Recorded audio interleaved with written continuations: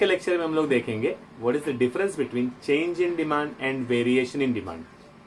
Change और variation normally हम लोग ये वर्ड सिमिलर मीनिंग से यूज करते हैं, but today we will clearly understand the difference between change in demand and variation in demand. Let's try to understand the concept with the help of two examples.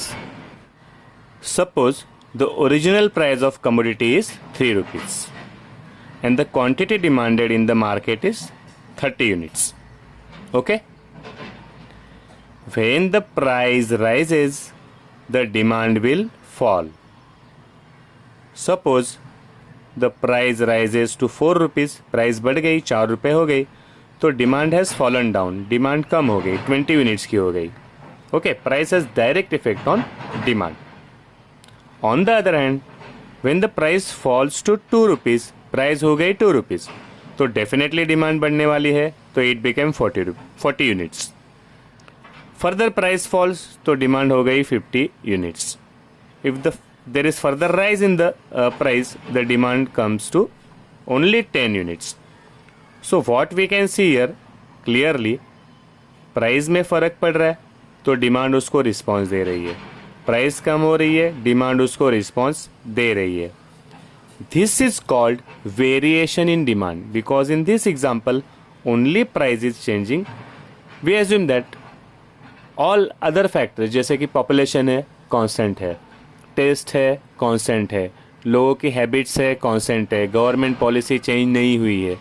तो when all other things are constant, सिर्फ price की वजह से demand change हो रही है, that is called as variation in demand. अभी लेते हैं दूसरा example. Let us assume again that the original price is 3 rupees, price है 3 रुपीज और 30 यूनिट्स हमने डिमांड किए हैं. ओके, अभी क्या हो रहा है, प्राइस उतनी ही है 3 रुपीज, ओके, और डिमांड बढ़ गई मार्केट में. प्राइस उतनी ही है 3 रुपीज और डिमांड कम हो गई मार्केट में, तो डेफिनेटली प्राइस से कुछ फर्क नहीं पड़ रहा है, कुछ और रीजन है. तो वो रीजन क्या हो सकते हैं, the other determinants of demand. Price हमने देखा था इनकम, शायद लोगों का इनकम बढ़ गया है तभी एट द सेम प्राइस लोगों की डिमांड बढ़ गई है. शायद लोगों का इनकम फॉल हो गया है तभी at the same rate demand कम हो गई है.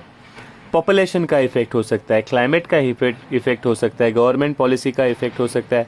हमने ये भी देखा था कि there is also effect of price of substitutes and price of complementary goods. तो इसके पहले जो हमने बाहर किए थे डिटर्मिनेंट्स ऑफ डिमांड, जो डिमांड पे असर डालने वाले फैक्टर्स है, प्राइस कांस्टेंट है, वो बाकी के फैक्टर्स में चेंज है. Because of that, the demand is rising or falling. तो इस कंडीशन में हम इसे कहते हैं change in demand. So we are pretty clear, when demand rises or falls because of change in price alone, it is called as variation in demand. सिर्फ price की वजह से जब डिमांड ऊपर नीचे जाती है तो उसको बोलते हैं variation in demand.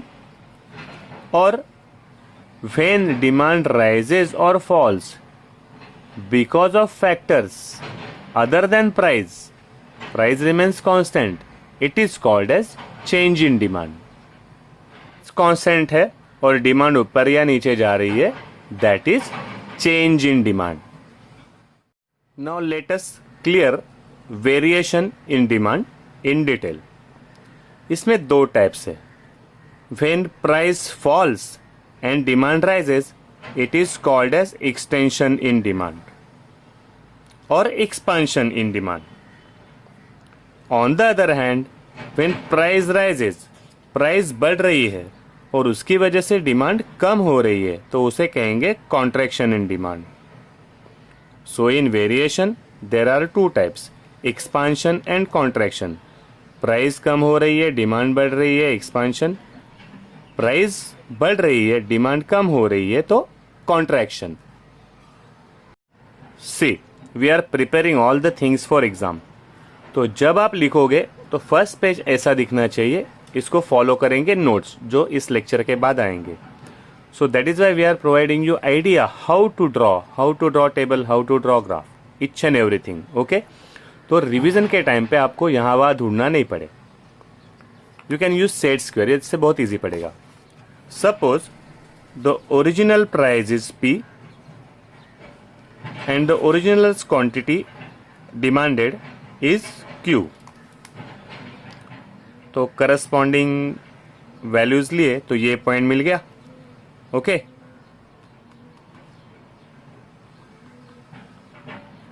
Now what happens, हम लोग देख रहे हैं expansion. When price falls, price हो गई कम. Now the price is P1. Okay as a result there is expansion in demand. As a result demand में राइज आ गई to O Q1.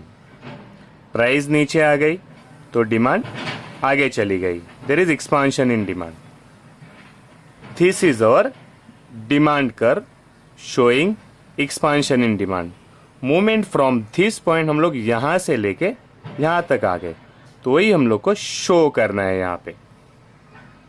This is point A, this is point B. हर एक definition को 3 parts में याद रखेंगे. First part demand. When there is rise in demand, demand Q से Q1 बढ़ गई है. When there is rise in demand, what is the reason? Due to fall in price. First part when there is rise in demand, second part due to fall in price, और third part all other factors like population, income remaining constant. सिर्फ price और demand change हो रही है. It is called as expansion in demand.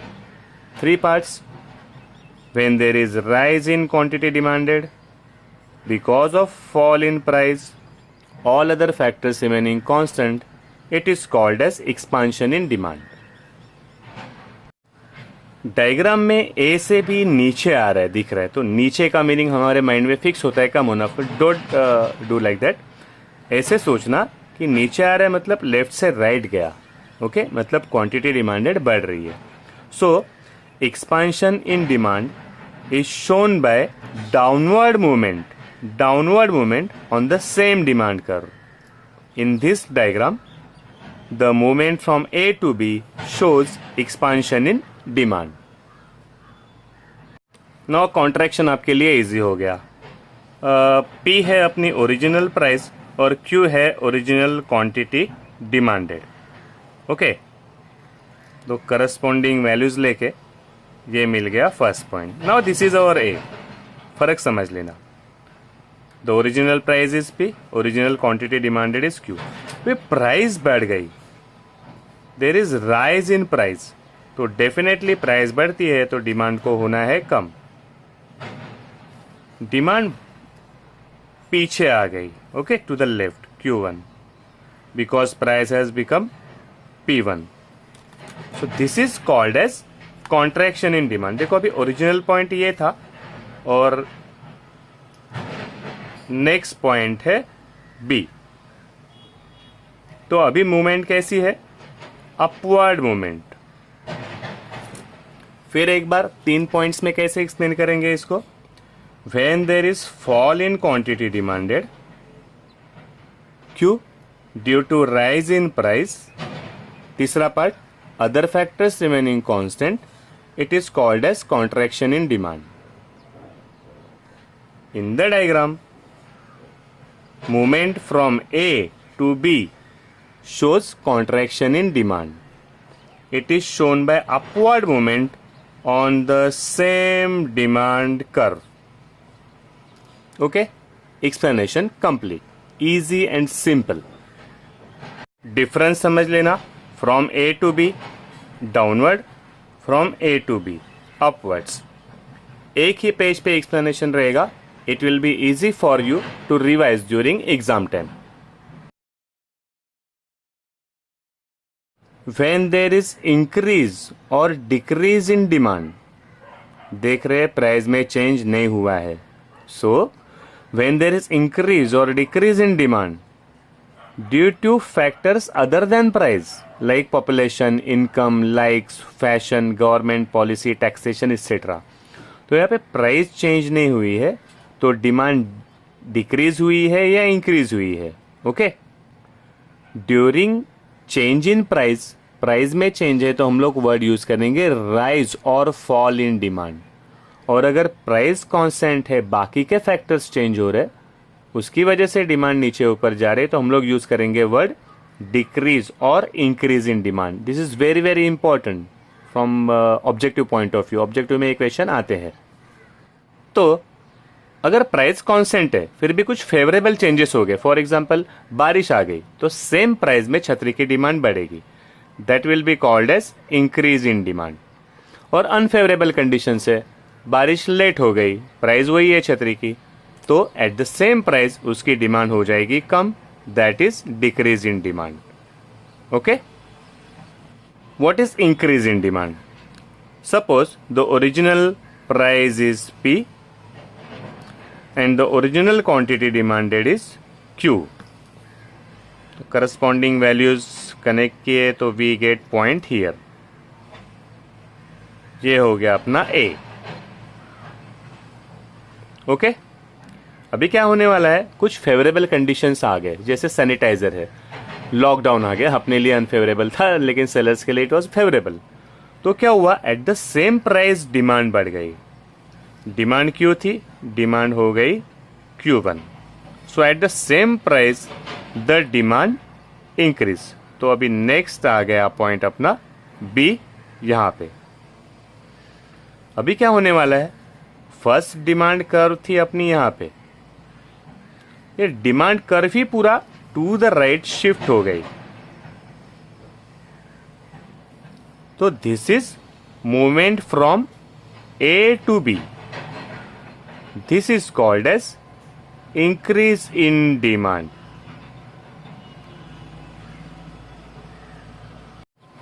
पहले 3 parts में meaning देख लेते हैं. Okay. When there is increase in quantity demanded, price remaining constant. तो रीजन क्या है, other favourable changes like taste, population, उन फैक्टर्स की वजह से क्वांटिटी डिमांडेड बढ़ गई, that is increase.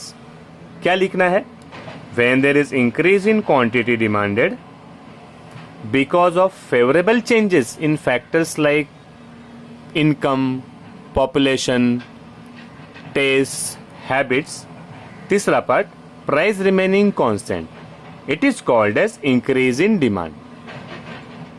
In the diagram the original quantity demanded was Q, rightward shift हो गया to Q1, प्राइस कांस्टेंट है, तो हम लोग बोलेंगे इन the diagram the increase in demand can be shown by outward movement of demand curve. First demand curve ये थी और डिमांड कर्व ही शिफ्ट हो गई. ओके. तो outward movement of demand curve to the right side, it shows the increase in demand. Now let us see what is decrease in demand. Decrease में क्या हो रहा है, let us assume that OP is the original price and OQ is the original quantity demanded. Corresponding values लेते हैं तो point मिलता है हमें यहाँ पे. फर्स्ट पॉइंट हम लोग ले रहे हैं as you know A. Now कुछ अनफेवरेबल कंडीशंस हो गए और प्राइस उतनी ही है लेकिन क्वांटिटी डिमांडेड हो गई कम. ओके. क्वांटिटी कम डिमांड होने लगी at the same price, price remain same, quantity shift from Q to Q1, कम हो गई. तो क्या हुआ, पहले डिमांड कर्व थी यहां पे, अभी डिमांड कर्व पूरी की पूरी शिफ्ट हो गई, आ गई यहां पे. This is our point B. This will be called as decrease in demand. Movement है टू द लेफ्ट साइड.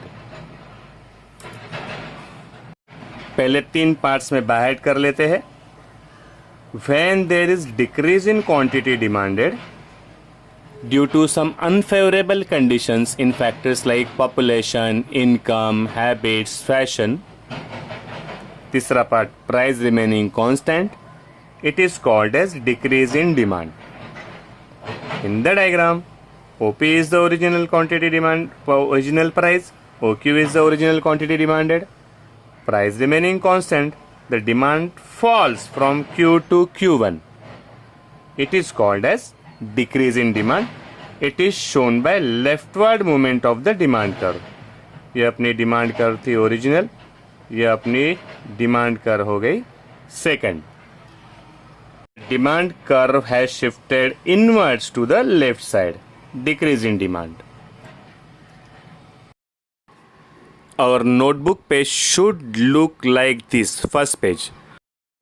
इसके बाद में नेक्स्ट पेजेस पे होगा मीनिंग और diagram, expansion, contraction, increase and decrease. Okay.